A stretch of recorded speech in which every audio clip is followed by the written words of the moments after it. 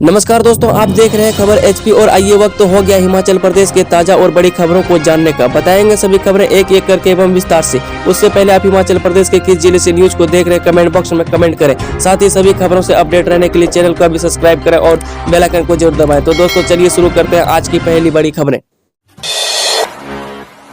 गृह रक्षकों का दैनिक मानदेय 675 से बढ़ाकर 883 रुपये प्रतिदिन करने का निर्णय। जी हां, मुख्यमंत्री जयराम ठाकुर ने आज यहां कहा है कि राज्य सरकार ने गृह रक्षकों का दैनिक मानदेय 675 रुपये से बढ़ाकर 883 रुपये प्रतिदिन करने का निर्णय लिया है। इससे प्रदेश के लगभग 4000 गृह रक्षक लाभान्वित होंगे।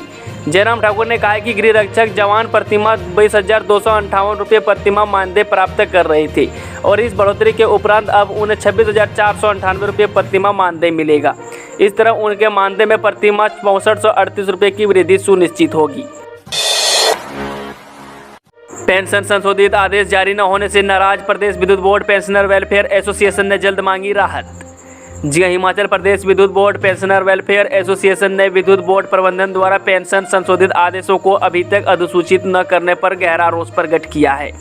प्रदेश कार्यकारिणी के प्रधान बीके सूद व महासचिव BL गुप्ता ने कहा है कि 21 मार्च 2022 को बोर्ड प्रबंधन से वार्ता हुई थी, जिसमें बोर्ड प्रबंधन ने माना था कि जल्द से जल्द पेंशन संशोधित आदेश नोटिफाई कर दिए जाएंगे।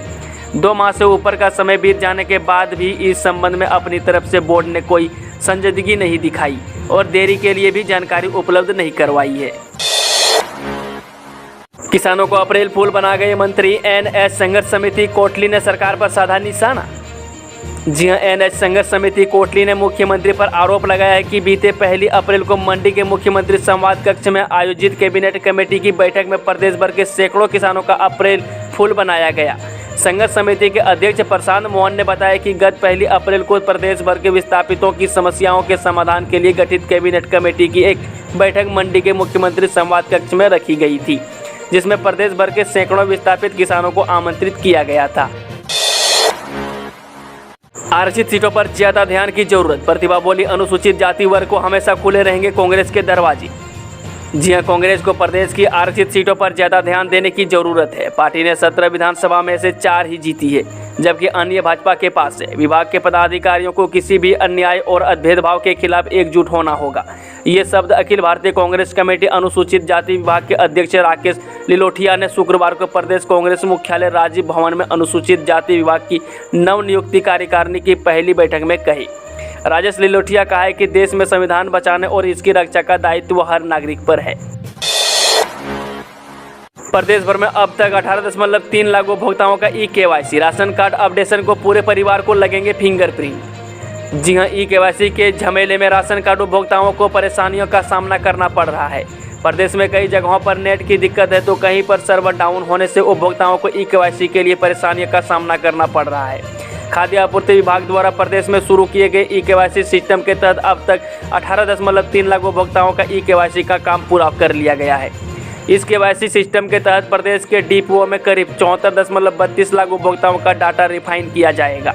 उपभोक्ताओं के रिफाइन किए जा रहे इस डाटा में उपभोक्ताओं को नाम के सस्पेंशनिंग, जन्म तिथि सहित अन्य गलतियां ठीक की जाएंगी। 20 जून के बाद 10वीं जमा 2 का रिजल्ट। जी, हिमाचल प्रदेश स्कूल शिक्षा बोर्ड धर्मशाला की ओर से 10वीं व जमा 2 कक्षा का दोनों टर्म का फाइनल रिजल्ट 20 जून के बाद घोषित किया जाएगा। स्कूल शिक्षा बोर्ड जून माह के अंतिम सप्ताह से पहले रिजल्ट को तैयार कर जारी करने का लक्ष्य निर्धारित करके कार्य कर रहा है। हालांकि कोविड से पहले बोर्ड की ओर से मई माह के अंत व जून के पहले सप्ताह तक रिजल्ट जारी किए जाने की स्थिति शुरू कर दी गई थी, लेकिन कोविड के कारण लगातार 2 वर्ष से परीक्षाएं रद्द होने से विशेष फॉर्मूले से रिजल्ट तैयार कर जारी किया गया था। इस बार भी कोविड के कारण मार्च के पहले सप्ताह के बजाय तीसरे सप्ताह से परीक्षाएं शुरू हुई, जिसके कारण अब रिजल्ट जारी करने का शेड्यूल भी आगे खिसक गया है। JBT रिजल्ट घोषित करने के आदेश। जी, वर्ष 2018 से अटकी JBT भर्तियों का मामला फिलहाल एक शर्त के साथ सुलझ गया है। शिक्षा सचिव कार्यालय की तरफ से शुक्रवार को प्रारंभिक शिक्षा निदेशालय, कर्मचारी चयन आयोग हमीरपुर और एडवोकेट जनरल को एक पत्र भेजा गया है। इसमें कहा गया कि JBT भर्ती का रिजल्ट घोषित किया जाए और इसमें B.Ed अभ्यर्थियों को कंसीडर करते हुए रिजल्ट बनाया जाए। आगे शर्त यह रहेगी कि जितने B.Ed पास अभ्यर्थी इन पदों के लिए मेरिट में आएंगे उतने पद खाली रखे जाएंगे और जिन्हें नियुक्ति नहीं दी जाएगी जबकि मेरिट में आने वाले जेबीटी अभ्यर्थियों को स्कूलों में नियुक्ति कर दिया जाएगा। खाली रखे गए पदों पर हाई कोर्ट और सुप्रीम कोर्ट में चल रहे केस के अंतिम फैसले के आधार पर फैसला होगा। एसएमसी शिक्षकों के लिए बने अस्थायी नीति। जी प्रदेश के स्कूलों में अनुबंध आधार पर अपनी सेवाएं दे रहे शिक्षकों ने उनके मानदेय में बढ़ोतरी पर मुख्यमंत्री का आभार जताया है। इस दौरान एसएमसी पदाधिकारियों ने शुक्रवार को मुख्यमंत्री जयराम ठाकुर से मुलाकात की और उनका आभार व्यक्त किया। एसएमसी शिक्षक पिछले कई सालों से उनके लिए अस्थायी पॉलिसी बनाए जाने का मामला उठाते आ रहे हैं। इस दौरान मुख्यमंत्री से इस बारे में भी चर्चा की गई। साथ ही पीटरहॉफ में एमएससी शिक्षकों का एक बड़ा कार्यक्रम होना है, जिसके लिए 19 से 26 जून के बीच का समय तय किया गया है। इस दौरान सीएम से कार्यक्रम में शिरकत करने के लिए समय मांगा गया है। नगर निगम चुनाव करवाने से डर रही प्रदेश सरकार। जी भाजपा सरकार हार सामने देख शिमला नगर निगम के चुनाव करवाने से डर रही है। यह बात नेता प्रतिपक्ष मुकेश अग्निहोत्री ने शुक्रवार को ऊना में जारी प्रेस विज्ञप्ति में कही। उन्होंने कहा है कि शिमला नगर निगम का कार्यकाल जून के दूसरे सप्ताह में पूरा हो रहा है। इसके बाद भी प्रदेश सरकार शिमला नगर निगम चुनाव करवाने के लिए कोई कदम नहीं उठा रही है। शिमला में प्रधानमंत्री नरेंद्र मोदी की रैली करवाई जा रही है। हिमाचल में लाखों कामगारों की न्यूनतम दिहाड़ी बढ़ी, गृह रक्षकों को भी तोहफा, मंत्री विधायक अपनी जेब से भरेंगे आयकर। जी हां, हिमाचल प्रदेश में लाखों कामगारों की न्यूनतम दिहाड़ी बढ़ गई। राज्य में कामगारों को अब 10,500 रुपये न्यूनतम मासिक मानदेय मिलेगा। राज्य सरकार की ओर से शनिवार को अतिरिक्त मुख्य सचिव श्रम आर.डी. धीमान ने इसकी अधिसूचना जारी कर दी है। सभी क्षेत्रों के अकुशल कामगारों के लिए न्यूनतम दिहाड़ी 350 रुपये से लेकर 483 रुपये कर दी गई है। युवाओं को प्रशिक्षण के साथ नौकरी का भी मौका, आईटीआई मंडी में साक्षात्कार लेगी कंपनियां। जी हां, युवाओं के लिए नौकरी के साथ प्रशिक्षण प्राप्त करने का एक सुनहरा अवसर राजकीय औद्योगिक प्रशिक्षण संस्थान मंडी 4 जून को मिलेगा। राजस्थान की निजी कंपनी आईटीआई पास युवाओं के लिए अप्रेंटिस और नौकरी के लिए साक्षात्कार लेगी। कंपनी 20 पदों के लिए कैंपस साक्षात्कार लेगी। अभ्यर्थियों का चयन लिखित एवं मौखिक परीक्षा से होगा। कैंपस साक्षात्कार में वही अभ्यर्थी भाग ले पाएंगे जिनकी उम्र 25 वर्ष हो और जिन्होंने किसी भी आईटीआई का कोर्स 2018 से 22 तक welder, fitter, Turner, machinist, diesel mechanic में किया हो। हिमाचल के युवाओं में इलेक्ट्रीशियन, फिटर, प्लम्बर और मोटर मैकेनिक कोर्स करने का क्रेज। जी हां, हिमाचल प्रदेश के युवा इलेक्ट्रीशियन, फिटर, प्लम्बर और मोटर मैकेनिक बनाने में उत्साह दिखा रहे हैं। हिमाचल प्रदेश के 289 आईटीआई में इन ट्रेड में सबसे अधिक दाखिले हो रहे हैं। नए शुरू हुए ट्रेड सोलर टेक्नीशियन और ट्रेवल एंड टूर असिस्टेंट को लेकर भी प्रशिक्षुओं में रुझान बढ़ा है।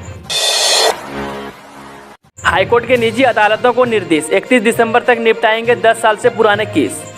जी हां, हाईकोर्ट ने इन केसों के निपटारे के लिए कार्य योजना 2022-23 तैयार कर दी है। साथ ही निर्देशों के अनुपालन रिपोर्ट भी तलब की है। हाईकोर्ट ने सुप्रीम कोर्ट की ओर से पारित आदेशों को दोहराते हुए कहा है कि एक आम आदमी वास्तव में निचली अदालतों के कामकाज से ही न्यायपालिका की कार्यप्रणाली के बारे में धारणा बनाता है। 3 मकानों में लगी आग, 26 कमरे जलकर राख। जी हां, कुल्लू के आनी उपमंडल के तहत कोयला पंचायत के जाओ आवरण गांव में 4 भाइयों के 2 मंजिले 3 मकानों में अचानक आग लग गई। आग में 26 कमरे जलकर पूरी तरह से राख हो गए।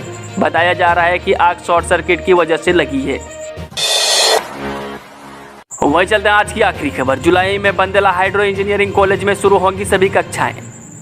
जी हां, बिलासपुर जिले की बंदला धार में निर्माणाधीन हाइड्रो इंजीनियरिंग कॉलेज में जुलाई से सभी कक्षाएं शुरू कर दी जाएंगी। पहले सत्र में प्रथम वर्ष की कक्षाएं बैठाई गई थी। इसका कारण अन्य कक्षाओं के लिए ढांचा, विद्यार्थियों के रहने के लिए आवास और लैब नहीं होना था। अब कॉलेज का करीब 90% कार्य पूरा हो चुका है। कॉलेज छात्रावास पहले ही कंपनी कॉलेज प्रबंधन को सौंप चुकी है। अब 15 जून तक छात्रावास भी कंपनी प्रबंधन को सौंप देगी। दोस्तों, वीडियो थोड़ा भी पसंद हुआ वीडियो को लाइक, शेयर, चैनल को सब्सक्राइब जरूर करें और कमेंट बॉक्स में कमेंट करके बताइए कि आप न्यूज़ को किस जिले और पंचायत से देख रहे हैं।